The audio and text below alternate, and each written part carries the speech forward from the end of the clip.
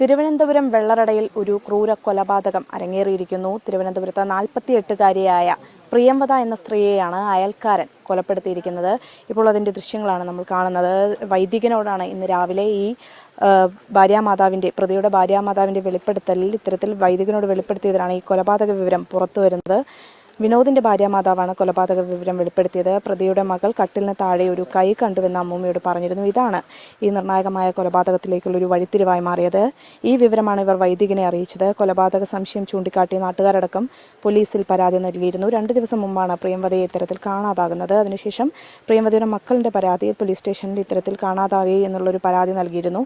തുടർന്ന് നടത്തിയ അന്വേഷണത്തിലാണ് ഇപ്പോൾ ഇത് കൊലപാതകമാണെന്ന് തെളിഞ്ഞിരിക്കുന്നത്. അയൽവാസിയായ വിനോദ് എന്ന യുവാവിനെ പോലീസ് കസ്റ്റഡിയിലെടുത്ത് ചോദ്യം ചെയ്തപ്പോൾ ഇത്തരത്തിൽ കുറ്റസമ്മതം പ്രതി നടത്തിയിരുന്നു. ഇത്തരത്തിൽ കൊന്നു കുഴിച്ചുമൂടി എന്ന തരത്തിലുള്ളൊരു കുറ്റസമ്മതം പ്രതി നടത്തിയിരുന്നു.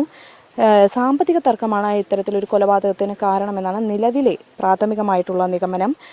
പ്രതി വിനോദ് നൽകാനുള്ള പണം പ്രിയംവദ ചോദിച്ചതാണ് ഇത്തരത്തിൽ പ്രകോപനത്തിന് കാരണമായത് എന്നും പുറത്തു വരുന്നുണ്ട്. ഇക്കഴിഞ്ഞ 12-നായിരുന്നു വീട്ടിൽ ആരുമില്ലാത്ത സമയത്ത് പ്രിയംവദയെ വീട്ടിൽ കയറി പ്രതി മർദ്ദിക്കുന്നത്. പിന്നീട് ബോധരഹിതയായ സമയത്ത് വീടിനുള്ളിലേക്ക് വലിച്ചുകൊണ്ടിടുകയും കഴുത്ത് ഞെരിച്ച് കൊലപ്പെടുത്തുകയും ചെയ്തിരുന്നു. കട്ടിലിനടിയിലായിരുന്നു ഇത്തരത്തിൽ പ്രതി പ്രിയംവദയുടെ മൃതശരീരം വെച്ചിരുന്നത്. തുടർന്ന് രാത്രി വീടിനോട് അടുത്ത് ചേർന്നൊരു കുഴിയെടുത്ത് പാറമണൽ കൊണ്ട് മൂടിയെന്നാണ് വിനോദ് പോലീസിന് നൽകിയിരിക്കുന്ന മൊഴി. തൊട്ടടുത്ത വീട്ടുകാരെ പ്രിയംവദയെ കാണാതായതിനെ തുടർന്ന് ബന്ധുക്കൾ അന്വേഷിക്കുമ്പോഴാണ് പ്രതിയായ വിനോദും ഇത്തരത്തിൽ കാര്യങ്ങൾ അന്വേഷിക്കുന്നുണ്ടായിരുന്നു.